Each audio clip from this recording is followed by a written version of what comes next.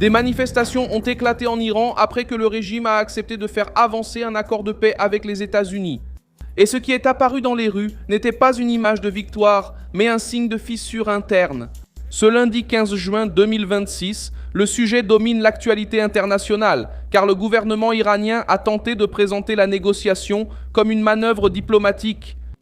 Mais la base la plus radicale du régime lui-même a vu autre chose. Un recul face à Trump, une perte de contrôle sur le détroit d'Ormuz et la crainte d'une reddition politique déguisée en pause. À Téhéran et à Machhad, des partisans de la ligne dure sont descendus dans la rue contre le ministre des Affaires étrangères, Abbas Araghchi, et contre le président du Parlement, Mohamed Bagher Ghalibaf, les accusant tous les deux de préparer le terrain pour une concession humiliante. L'accord en discussion prévoit la réouverture du détroit d'Ormuz, un allègement temporaire des sanctions sur le pétrole, des négociations sur les avoirs gelés et des limites pour de nouvelles actions dans le programme nucléaire. Pendant que les partis discutent d'un accord final dans les 60 jours pour Donald Trump, ce mouvement offre à la Maison-Blanche une victoire éclatante. Cela oblige le régime à s'asseoir, à accepter la pression et à expliquer à ses propres radicaux pourquoi il négocie avec l'ennemi qu'il avait juré d'affronter. Pour l'Iran, la crise est restée à l'intérieur du pays, ce que l'accord a permis. Pourquoi les durs ont-ils paniqué? Comment Donald Trump a-t-il poussé le régime à cette division? Je vais tout expliquer tout de suite. Si tu aimes ce genre de contenu direct et sans détour, pense à t'abonner parce qu'ici il y a des vidéos comme ça tous les jours. La révolte a commencé parce que les factions les plus dures du régime n'ont pas adhéré au récit officiel de la victoire. Ils ont examiné le brouillon de l'accord et y ont vu une perte de levier. Reuters a rapporté que le texte discuté inclut la réouverture immédiate du détroit d'Ormuz aux navires commerciaux et le retrait progressif du blocus naval américain sur les ports iraniens. Le paquet comprend également la promesse que Washington n'imposera pas de nouvelles sanctions avant l'accord final, en plus d'une possible libération de 25 milliards de dollars d'actifs iraniens gelés dans le cadre d'une négociation plus large. Dans le domaine nucléaire, l'Iran accepterait de ne pas produire ni acquérir d'armes nucléaires et il maintiendrait le programme dans son état actuel, sans augmenter l'enrichissement ni les installations. En attendant la discussion finale, pour l'aile radicale, ce n'est pas un triomphe, c'est le régime qui accepte des limites. Après des semaines à dire qu'il ne céderait pas, les protestations ont visé directement Abbas Araghchi et Mohamed Bagher Ghalibaf. Le Jérusalem Post a rapporté des manifestations à Téhéran et à Machhad, avec des manifestants accusant Araghchi de honte nationale et demandant des comptes à Ghalibaf pour ce qu'ils appellent le sang versé par le leader. La cible n'a pas été choisie au hasard. Araghchi, pas Ghalibaf, est le visage diplomatique de la négociation. Ghalibaf est une figure forte au sein de la structure politique iranienne et il apparaît lié à la tentative de défendre l'accord comme une issue possible. Trump entre dans cette crise avec un avantage politique clair. La pression militaire, économique et diplomatique a placé l'Iran à une table où chaque concession devient une munition contre le régime lui-même. Alors que certains médias occidentaux voient l'accord comme un recul américain, la réaction en Iran offre une autre interprétation. Si c'était une victoire nette pour Téhéran, les militants du régime ne seraient pas dans les rues accusant leurs propres négociateurs de trahison. L'explosion interne révèle que l'accord a touché un nerf. La négociation n'est plus seulement une discussion entre diplomates, elle est devenue une lutte pour le contrôle politique de la République islamique. Le problème d'Araghchi et Ghalibaf n'est pas seulement la rue, c'est l'atmosphère de méfiance créée entre les religieux, les militaires et les factions politiques. Les informations qui circulent montrent que le régime a du mal à convaincre ses propres alliés qu'il contrôle encore la situation. L'absence prolongée de signes publics forts du guide suprême a alimenté des théories, de l'insécurité et des luttes en coulisses. Dans les systèmes fermés, quand le sommet ne s'affiche pas avec force, chaque faction essaie de parler au nom de la survie du régime. C'est là que l'accord avec Trump alimente la fracture militaire et politique. Un groupe veut gagner du temps, respirer et éviter une destruction plus grande. Un autre groupe préfère maintenir le discours de résistance, même si cela approfondit l'isolement et l'usure.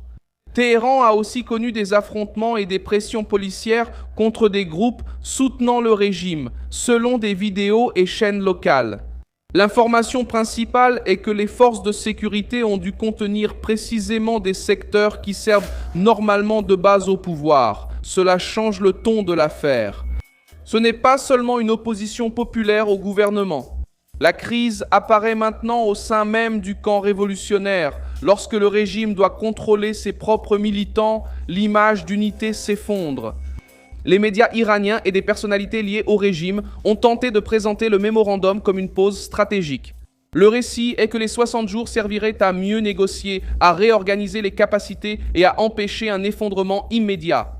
Mais cette explication comporte aussi un risque. Lorsque le gouvernement admet qu'il a besoin de temps pour reconstituer ses forces, il confirme que la pression a fonctionné. Trump a créé un scénario dans lequel l'Iran doit choisir entre continuer à subir sur le plan diplomatique et militaire ou accepter un texte que ces radicaux qualifient de reddition. Aucune des deux options n'est confortable pour Téhéran. Israël entre aussi dans cette équation comme un élément décisif. Reuters a rapporté la théorie des attaques venant du Liban contre le nord d'Israël au début du mois de juin et l'interception de roquettes dans un climat de tension avec le Hezbollah. Cela importe car tout accord avec l'Iran se heurte au comportement des groupes alliés de Téhéran. Si le Hezbollah continue de provoquer Israël, la pression sur le régime iranien augmente. Pour Israël, la logique est plus simple. S'il y a une menace, il y aura une réponse. Et, pour Trump, cela maintient la pression sur l'Iran, sans offrir au régime la tranquillité qu'il souhaitait. Les Émirats arabes unis sont également apparus au centre de la bataille de l'information. Il y a eu des reportages indiquant une possible libération de milliards de dollars liés à des fonds iraniens, mais le gouvernement émirati a nié avoir libéré, transféré ou déplacé des avoirs gelés vers Téhéran.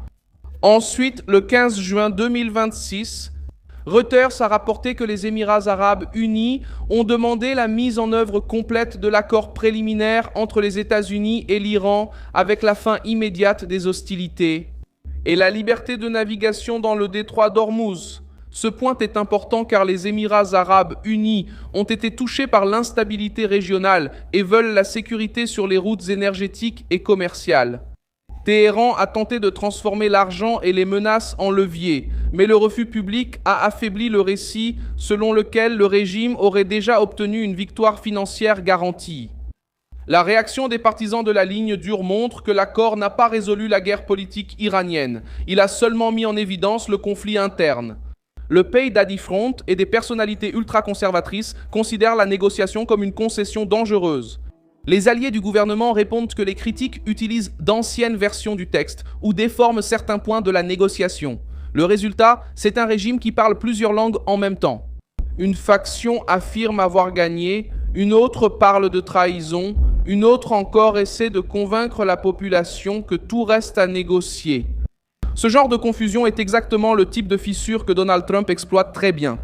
L'usure s'accentue parce que l'Iran a bâti sa propagande sur l'idée d'une résistance absolue contre les États-Unis. Maintenant, le gouvernement semble se rendre aux conditions de Washington, essayant de préserver une certaine marge économique et promettant de limiter les actions nucléaires tout en discutant de l'avenir. Pour les radicaux, cela sonne comme une humiliation. Pour Donald Trump, c'est la preuve que les sanctions, la force militaire et une négociation ferme peuvent produire des résultats sans traiter le régime comme un partenaire fiable. Je suis Milson Alves, internationaliste, et mon objectif est de vous tenir bien informés chaque jour, au plus près de la vérité. Les liens des actualités se trouvent dans la description de la vidéo. Laisse un like sur cette vidéo, abonne-toi à la chaîne et, à la fin, jette un œil aux commentaires pour t'impliquer encore davantage dans la communauté. Wilson Alves, à bientôt, à bientôt.